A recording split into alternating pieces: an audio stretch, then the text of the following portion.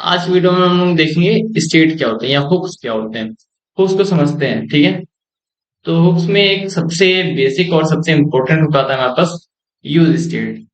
ठीक है, तो इस वीडियो में हम लोग बस यूज स्टेट को समझने वाले हैं।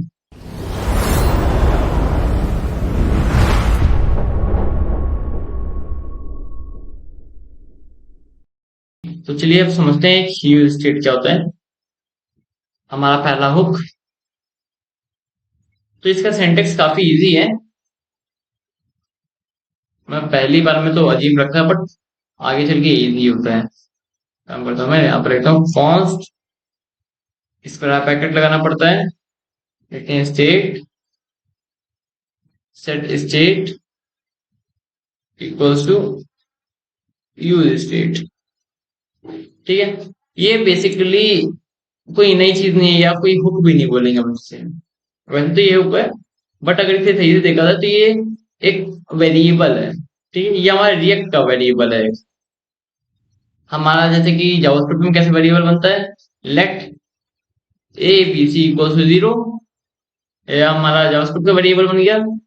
और ये हमारा रिएक्ट का वेरिएबल बन गया। रिएक्ट का वेरिएबल बनाने में हाँ थोड़ा सा लंबा फॉर्मेट बन जाता है, क्योंकि चीजें हम लोग को इतनी एडवांस में ली ना, तो थोड़ी चीजों को बनाना पड़ेगा। हम लोगों ने हमारे बहुत सारे एडवांस फीचर्स को किसी फंक्शंस के अंदर बंद किया है, तो उस फंक्शन को हम लोग बुला रहे हैं, तो थोड़ा बहुत लग जाता है।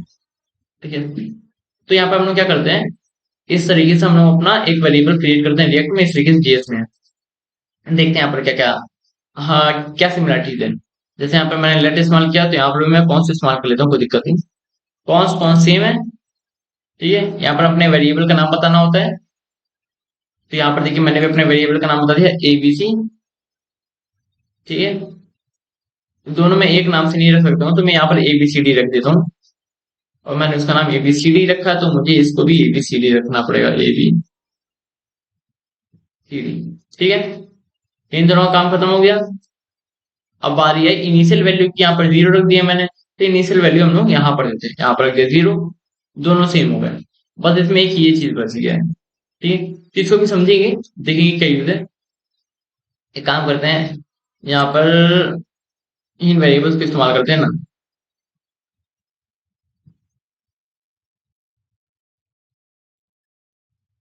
यहाँ पे मैंने एबीसी को इस्तेमाल कर लिया, और इसके अंदर एबीसीडी को इस्तेमाल कर लिया। ठीक है, तो जीरो को मैं जीरो, जीरो बाई जीरो। ठीक है, दोनों में मुझे जीरो जीरो वैल्यू मिल रही है। ठीक है, बट क्वेश्चन ये आता है कि हम लोग नॉर्मल वेरिएबल का क्यों नहीं यूज करते, हम लोग स्टेट का या हुक्स का क्यों इस्तेमाल करते हैं। तो चलिए देखते हैं क्या होता है। सेट टाइम आउट,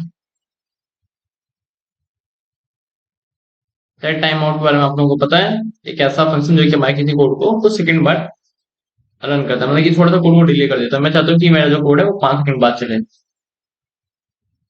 और वो क्या कर दे, वो कर दे कि जो मेरा एबीसी है उसकी वैल्यू अपडेट करके कर दे 1। ठीक है, और आप लोगों को अभी तक कंफ्यूजन था कि ये क्या है, सेट एबीसीडी का क्या काम है। तो नॉर्मल वेरिएबल को हम लोग इस तरीके से अपडेट करते हैं जेएस के, बट हम लोग रिएक्ट के वेरिएबल को कैसे अपडेट करते हैं, पहले इस फंक्शन को, रिएक्ट हम लोग को बेसिकली एक फंक्शन देता है, बोलता है कि इसके अंदर जो भी वैल्यू डालनी है डाल दो, मैं अपडेट कर दूंगा। ठीक है, तो हम लोगों ने अपने इस फंक्शन का इस्तेमाल कर लिया जो कि हम लोगों को रिएक्ट ने दिया है। उसके आगे बस पैरेंथेसिस लगा दिया, और इसके अंदर अपनी अपडेटेड वैल्यू भेज दी कि मुझे अपडेटेड वैल्यू क्या चाहिए। फंक्शन इस्तेमाल किया, पैरेंथेसिस लगा के बोला कि मुझे ये अपडेटेड वैल्यू चाहिए। चलिए सेव करता हूँ और देखते हैं क्या होता है, इंस्पेक्ट पे चल के। ठीक है, अभी इनिशियल लेवल पे क्या आई, अच्छा हाँ ठीक है, हमारा जो कोड हो रहा है जावास्क्रिप्ट का, वो एक एक करके साइड पढ़ रहा है। तो ये तो चलिए हम लोग का 5 सेकंड बाद चलेगा, बट ये वाला तो तुरंत प्रिंट होगा ना। तो इनिशियल लेवल पे वैल्यू देखते हैं क्या आती है, इनिशियल लेवल पे आ रही है जीरो जीरो दोनों की। अब 5 सेकंड होते ही जो मेरा लेफ्ट वाला था वो अपडेट नहीं हुआ, बट जो मेरा स्टेट वाला है वो अपडेट हो गया। समझे आप। तो हम लोग यहाँ पर इस्तेमाल इसलिए करते हैं ताकि हम लोग का जो नॉर्मल वेरिएबल है वो अपडेट नहीं हो पाता है। ठीक है, बट जो हमारा स्टेट है वो वैल्यू अपडेट हो जाता है, और अपडेट होकर उसके बाद इतनी पावर होती है कि वो हमारे ब्राउजर को भी अपडेट कर दे, तो अभी देखिएगा यहाँ पर दोनों की वैल्यू जीरो जीरो है, इसकी वैल्यू भी अपडेट हो जाएगी यहाँ पर। ये देखिए यहाँ पे वैल्यू अपडेट होगी ना, तो रिएक्ट हुक्स के पास इतनी पावर होती है कि वो हमारे यूआई को डॉम को चेंज कर सके, बट नॉर्मल वेरिएबल्स के पास इतनी पावर नहीं होती कि वो डॉम को चेंज कर सके। इसीलिए हम लोग रिएक्ट में नॉर्मल वेरिएबल्स ना इस्तेमाल करके, अगर हमें डॉम के साथ या डॉम में कुछ वैल्यू दिखानी है, डॉम मतलब कि ये हमारा यूआई है, तो हम लोग अपने स्टेट का इस्तेमाल करते हैं, ठीक है। और हम लोग को रिएक्ट में सबसे ज्यादा से ज्यादा यही काम ही करना होता है कि हमें अपने स्क्रीन को अपडेट करना होता है। तो ये काम करता हूँ, एक चीज इसको कॉपी करता हूँ, ठीक है। यहाँ पे मैं लिखता हूँ इनर, ये अंदर वाला है, ठीक है, ये बाहर वाला है, इनर आउटर कंसोल,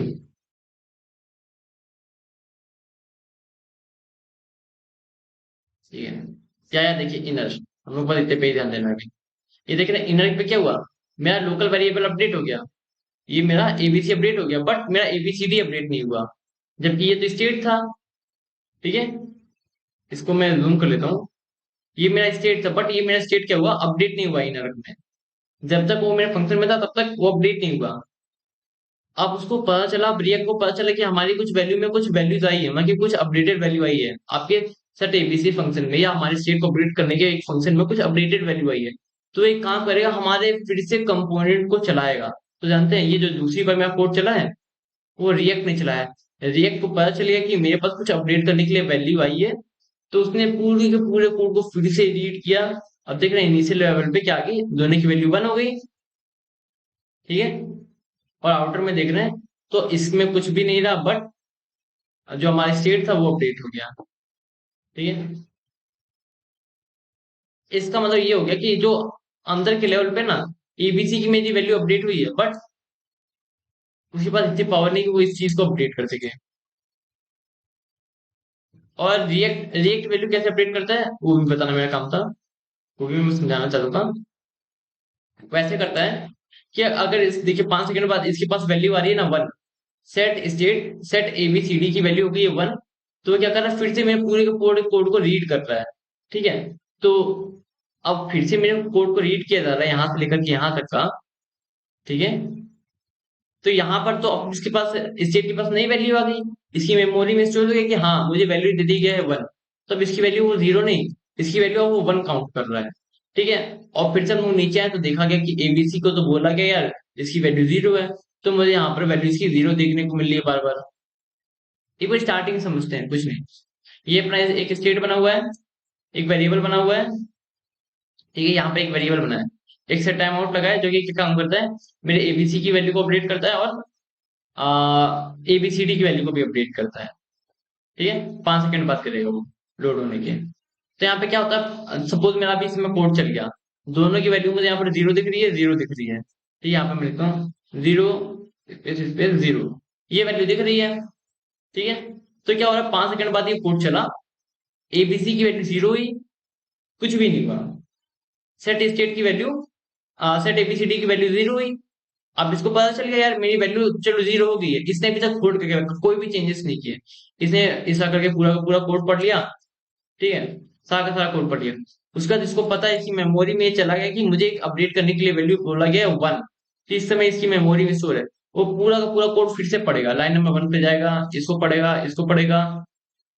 पर जब इस लाइन को पढ़ेगा तो इसकी इनिशियल वैल्यू जो पहले जीरो थी, अब इसकी मेमोरी में याद है कि वैल्यू मुझे बोला गया था अपडेट करने के लिए वन, तो यहाँ पर इसकी वैल्यू होगी वन, ठीक है। तो इसकी इनिशियल वैल्यू होगी वन, ठीक है, एबीसीडी की। अब फिर से देखा जाए, लेकिन नॉर्मल वेरिएबल में तो ऐसा कोई कॉन्सेप्ट ही नहीं होता है, तो इसकी वैल्यू फिर से जीरो हो गई। फिर टाइम आउट पड़ा, इसने ये सब पढ़ा, ये सब पढ़ा, ये सब पढ़ा, ठीक है। अब उसके बाद क्या हो रहा है, यहाँ पर आया, देखा एबीसी, एबीसी की वैल्यू यहाँ पर क्या क्या बोल दी गई है, जीरो बोल दी गई है। एबीसीडी क्या बोल दी गई है, अब वैल्यू इसकी वन हो गई है ना यहाँ पर, तो यहाँ पर मुझे वन दिखता है, यहाँ पे मेरी एबीसीडी की वैल्यू वन हो जाती है। अब आप सोच रहे हो फिर से यहाँ पर अपडेट करने के लिए बोला गया है, फिर से ये तो चलेगा, ये हमेशा चलता जाएगा, बट अगर स्टेट के अंदर सेम वैल्यू मिलती है तो कभी भी हमारे कंपोनेंट को फिर से रीड नहीं करेगा। रिएक्ट अपना टाइम बचाने के लिए देखता है, जब तक आपके कंपोनेंट में कोई भी चेंजेस नहीं है वो आपके किसी भी पार्ट को टच नहीं करेगा, ठीक है।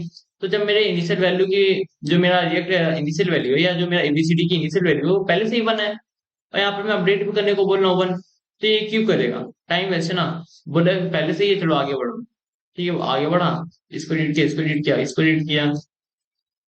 ठीक है, तो ये डिफरेंस होता है लोकल वेरिएबल और एक स्टेट में। ठीक है, अब स्टेट में क्या कर सकते हैं हम लोग, अपने वैल्यू को अपडेट कर सकते हैं। चलिए एक चीज देखते हैं, एक फंक्शन बनाता हूँ मैं, उससे हम लोग को ज्यादा अच्छा एग्जाम्पल देखने को मिलेगा। हम्म, यहाँ पे मैं लिखता हूँ जेएस, ये जेएस का मेरा वेरिएबल है। अच्छा, इसका इस्तेमाल नहीं कर देता हूँ मैं, चलिए ठीक है। और यहाँ पे लिख देता हूँ रिएक्ट, ये मेरा रिएक्ट का वेरिएबल है। ठीक है, तो मैं ऐड के ऊपर क्लिक करूंगा तो मैं चाहता हूँ कि जो वैल्यूज है वो प्लस हो जाए, 1 से हमेशा प्लस होती रहे। जब माइनस के ऊपर क्लिक करूँ तो 1 से हमेशा माइनस होती रहे। ठीक है, काफी सिंपल सा फंक्शन है। तो आप लोगों को भी पता है, मैं A B C D plus 1 कर देता हूँ, एक ऐसा फंक्शन बना दूंगा। तो मैंने एक फंक्शन बना दिया कॉन्स्ट ऐड इक्वल्स टू, एक एरो फंक्शन बना दिया जो कि क्या काम करता है मेरा, ए बी सी की वैल्यू को अपडेट करता है। कैसे करता है? ए बी सी में ही प्लस कर देता है हमेशा 1 को। ठीक है, तो मेरा यहाँ पर एबीसी की वैल्यू प्लस हो गई। और मैं क्या करूंगा, यहाँ पर दोनों को अपडेट करना चाहूंगा यार। मैंने बोला कि एबीसी की वैल्यू मुझे चाहिए, एबीसीडी की भी चाहिए, और जेएस की भी चाहिए, रिएक्ट की भी चाहिए। तो मैं यहाँ पर क्या करूंगा, नीचे ही लिख दूंगा दैट एबीसीडी। यहाँ पर मैंने बोल दिया कि जो भी मेरा एबीसीडी की वैल्यू है, ए बी सी डी, उसमें प्लस कर दो 1। यहाँ पे भी तो हम लोग वही कर रहे थे ना, अपनी पुरानी वैल्यू से प्लस कर रहे थे 1। यहाँ भी वही कर रहा हूँ, पुरानी वैल्यू से प्लस कर दे रहा हूँ 1। बस यहाँ पे अपडेट करने का तरीका क्या, इक्वल्स टू है, यहाँ पर हम लोग को एक फंक्शन मिलता है, उस फंक्शन को इस्तेमाल कर लिया और उसके पैरेंथेसिस के अंदर अपना लिख दिया जो भी लिखना था। ठीक है, ये तो क्या ऐड करने के लिए, अब माइनस करने के लिए क्या है, यहाँ लिख दिया माइनस, मैं यानी माइनस, जहां जहां प्लस बोला था वहां वहां माइनस कर देते हैं।